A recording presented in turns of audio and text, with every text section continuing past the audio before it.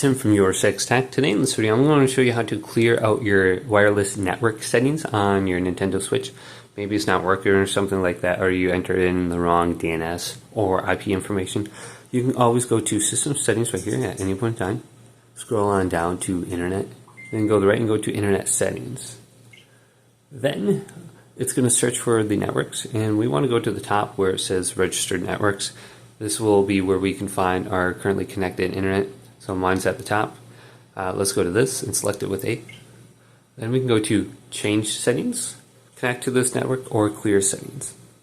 So we can select A on this, and it will delete all the settings for this specific network, and then it will clear out all the information, and we'll probably have to search again. Press Y, and you'll have to find that network again and reconnect to it. So you might have to have the password at hand, and then just find it on here and then type in the new password, and you can go to it and you can select some more information about it. So just type in the password and you should be good to go. Hopefully this video did indeed help you out. If it did, leave a big thumbs up and subscribe to my channel down below for more tech videos coming up next on Your 6 Tech.